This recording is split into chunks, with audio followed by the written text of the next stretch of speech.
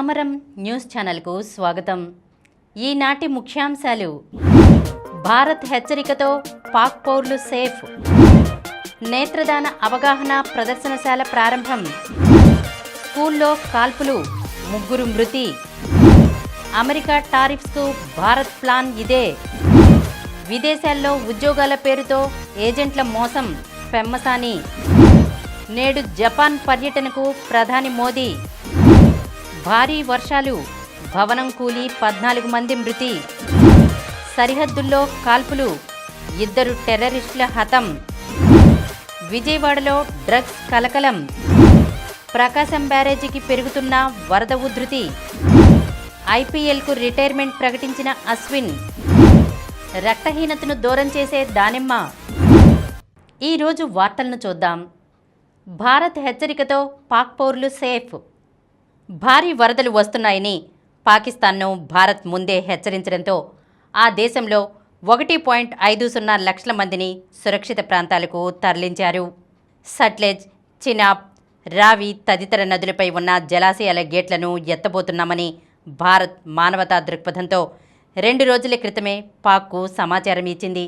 దీంతో పంజాబ్ ప్రావిన్స్లోని 1.50 లక్షల మందిని అక్కడి అధికారులు సురక్షిత ప్రాంతాలకు తరలించగా వారి ప్రాణాలు నిలిచాయి. నేత్రదాన అవగాహన ప్రదర్శనశాల ప్రారంభం. నేత్రదానం ప్రతి ఒక్కరి బాధ్యత. దేశంలోని నల్లగుడ్డు అంధత్వం ఉన్నవారికి చూపును ప్రసాదించి వారికి నూతన జీవితాన్ని అందించడంలో ప్రతి ఒక్కరూ తోడ్పడాలి అని ఎన్టీఆర్ జిల్లా Indian red cross society vice chairman doctor B R Ambedkar open university officer on special duty doctor Velaga Joshi పేర్కొన్నారు. స్వేచ్ఛాగోర ఐ బ్యాంక్ ఆధ్వర్యంలోని నేత్రదాన ప్రచార పక్షోత్సవాల సందర్భంగా నాస్తిక కేంద్రం ఏసీ కాన్ఫరెన్స్ హాల్లో ఏర్పాటైన నేత్రదాన అవగాహన ప్రదర్శనశాలను ఆయన బుధవారం ఉదయం ప్రారంభించారు. ఆయన మాట్లాడుతూ, నేత్రదానంతో చూపు పొందేవాళ్లు మన దేశంలో 35 లక్షల మంది ఉన్నారన్నారు. వీరి చీకటి జీవితాలు కేవలం నేత్రదానంతో కాంతివంతంగా మారతాయన్నారు. కానీ సమాజంలో రకరకాల మూఢనమ్మకాలు, అపోహలు, నిర్లిప్తత కారణంగా నేత్రదానం చేసేవారు చాలా తక్కువ సంఖ్యలో ఉంటున్నారన్నారు. ప్రభుత్వాలు, స్వచ్ఛంద సంస్థలు కలిసికట్టుగా కృషి చేస్తే నల్లగుడ్డు అంధత్వం నివారణ చాలా సులువు అన్నారు. స్వేచ్ఛాగోర ఐ బ్యాంక్ ద్వారా దాదాపు 900 మందికి చూపును ప్రసాదించిన డాక్టర్ సమరం గారిని, తక్కిన యాజమాన్యాన్ని ఆయన కొనియాడారు.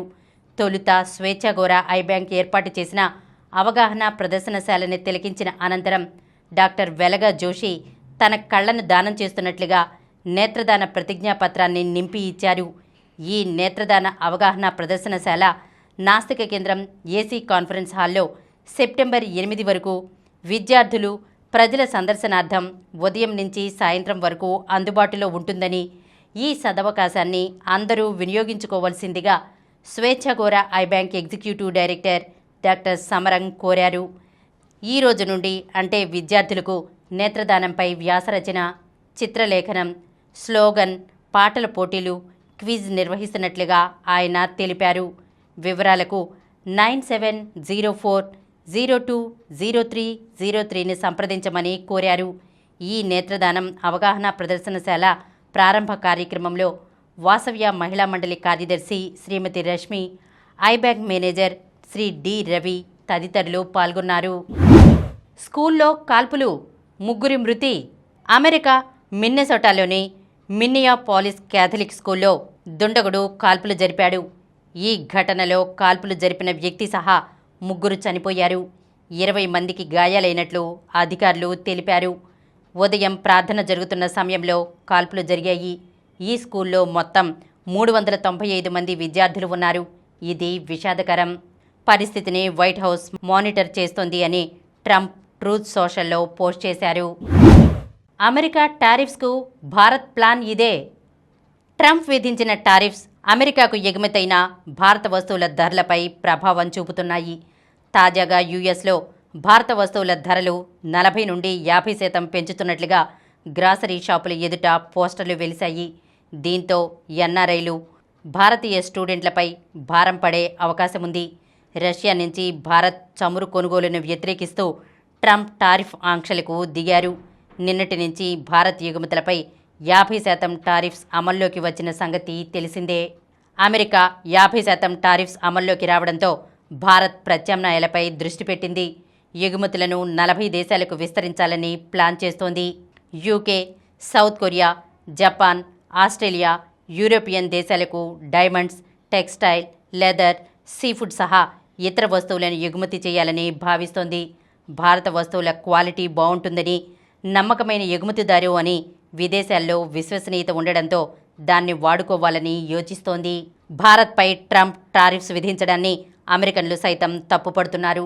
తాజాగా house foreign affairs committee democrats ట్రంప్పై విమర్శలు గుప్పించారు.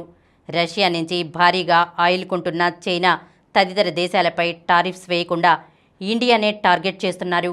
యుఎస్ భారత్ సంబంధాలను దెబ్బతీస్తున్నారు. అమెరికన్స్కు నష్టం జరుగుతోంది. ఇది ఉక్రెయిన్ కోసం చేస్తున్నట్లు అనిపించట్లేదు అని ఆగ్రహం వ్యక్తం చేశారు. ఇదిలా ఉండగా యుఎస్ 50% టారిఫ్స్తో భారత్ ఎగుమతులపై ప్రభావంతో పాటు లక్షల ఉద్యోగాలు పోతాయని the chamber of trade and industry PM మోదీకి లేఖ రాసింది. లెదర్, టెక్స్టైల్స్, జ్యువెలరీ, ఫార్మాస్యూటికల్స్ వంటి రంగాలపై ప్రభావం పడుతుందని పేర్కొంది. ట్రంప్ ఒత్తిడికి తలొగ్గొద్దని, అమెరికా వస్తువులపై ప్రతీకార సుంకాలు విధించాలంది. యూకే, జర్మనీ, మలేషియా, సింగపూర్ వంటి దేశాల మార్కెట్లను ఎక్స్ప్లోర్ చేయాలని సూచించింది. ఇక భారత్పై యుఎస్ విధించిన 50% టారిఫ్స్కు ప్రతీకారంగా లవ్లీ ప్రొఫెషనల్ వర్సిటీ అన్ని క్యాంపస్లలో అమెరికన్ సాఫ్ట్ డ్రింక్స్పై నిషేధం విధించింది. ఈ విషయాన్ని AAP MP, varsity chancellor doctor Ashok Kumar Mittal ప్రకటించారు. దీని ద్వారా ఇండియా ఎవరికీ తలంచదనే సందేశాన్ని ప్రపంచానికి ఇస్తున్నామన్నారు. విదేశాల్లో ఉద్యోగాల పేరుతో ఏజెంట్ల మోసం పెమ్మసాని. విదేశాల్లో ఉద్యోగాలని ఏజెంట్ల వలలో చిక్కుకుని మోసపోవద్దని కేంద్ర మంత్రి పెమ్మసాని చంద్రశేఖర్ తెలిపారు. ఉద్యోగాల పేరిట విదేశాల్లో చిక్కుకున్న 41 మందిని విదేశాంగ శాఖ భారత్ తీసుకొచ్చింది. వారిలోని 4 ఏపీ వాసులు కేంద్ర మంత్రి పెమ్మసాని చంద్రశేఖర్ను కలిశారు. వీరిని థాయిలాండ్ నుంచి అటవీ మార్గంలో మయన్మార్ తరలించారు. వాళ్ల చిత్రహింసలు తట్టుకోలేక కొందరు సూసైడ్ చేసుకున్నట్లు సమాచారం అని తెలిపారు. నేడు జపాన్ పర్యటనకు ప్రధాని మోదీ ఇవాళ అర్ధరాత్రి జపాన్కు బయలుదేరనున్నారు. ఈ నెల 29, 30 తేదీల్లో అక్కడ పర్యటించి 15వ ఇండియా జపాన్ యాన్యువల్ సమ్మిట్లో పాల్గొంటారు. జపనీస్ పీఎం ఇషిబాతో సమావేశమై ఇరు దేశాల దౌత్య, ట్రేడ్ సంబంధాలపై చర్చిస్తారు. 2018 తర్వాత మోదీ జపాన్కు వెళ్లడం ఇదే తొలిసారి. 2014లో ఆయన పీఎంగా బాధ్యతలు స్వీకరించినప్పటి నుంచి ఇప్పటి వరకు 7 సార్లు జపాన్లో పర్యటించారు. భారీ వర్షాలు, భవనం కూలి 14 మంది మృతి. మహారాష్ట్రలోని పాల్ఘర్లో భారీ వర్షాలకు భవనం కూలి 14 మంది మృతి చెందారు. వాసాయిలోని నారంగి రోడ్డులో ఉన్న రంబానీ అపార్ట్మెంట్స్లోని కొంత భాగం నిన్న కూలిపోయింది. ఈ ఘటనలో 9 మందిని సహాయక సిబ్బంది రక్షించింది. భారీ వర్షాల నేపథ్యంలో శిథిలమైన పాత భవనాల్లో ప్రజలు నివసించొద్దని అధికారులు హెచ్చరిస్తున్నారు. అందరూ సురక్షిత ప్రాంతాలకు వెళ్లాలని సూచిస్తున్నారు. సరిహద్దుల్లో కాల్పులు, 2 టెర్రరిస్టులు హతం. జమ్మూ కాశ్మీర్లోని గురేజ్ సెక్టార్లో ఎల్ఓసి గుండా చొరబాటుకు యత్నించిన 2 టెర్రరిస్టులను ఆర్మీ మట్టుపెట్టింది. కొంతమంది ఉగ్రవాదులు భారత భూభాగంలోకి ప్రవేశిస్తున్నారని తెలుసుకున్న సైన్యం వెంటనే అప్రమత్తమైంది. జేఎండ్కే పోలీసులతో కలిసి నౌషేరా నార్ 4 పేరిట జాయింట్ ఆపరేషన్ చేపట్టి 2ని ఎన్కౌంటర్ చేసింది. మిగిలిన వారి కోసం పరిసర ప్రాంతాల్లో సెర్చ్ ఆపరేషన్ కొనసాగిస్తున్నట్లు ఆర్మీ ట్వీట్ చేసింది. విజయవాడలో డ్రగ్స్ కలకలం. విజయవాడలో మరోమారు డ్రగ్స్ కలకలం రేపాయి. బెంగళూరు నుంచి వైజాగ్ తరలిస్తున్న డ్రగ్స్ను ఈగల్ టీం అధికారులు మహానాడు రోడ్ జంక్షన్ వద్ద ఈరోజు ఉదయం పట్టుకున్నారు. ఓ ప్రైవేట్ ట్రావెల్స్ బస్సులో 2 వ్యక్తులు డ్రగ్స్ తరలిస్తున్నారన్న సమాచారం మేరకు ఈగల్ టీం దాడి చేసి వారిని అదుపులోకి తీసుకున్నారు. వారి వద్ద నుంచి 11 గ్రాముల డ్రగ్స్ స్వాధీనం చేసుకుని మాచవరం పోలీసులకు అప్పగించారు. ప్రకాశం బ్యారేజీకి పెరుగుతున్న వరద ఉధృతి. విజయవాడలోని ప్రకాశం బ్యారేజీకి వరద ఉధృతి క్రమంగా పెరుగుతోంది.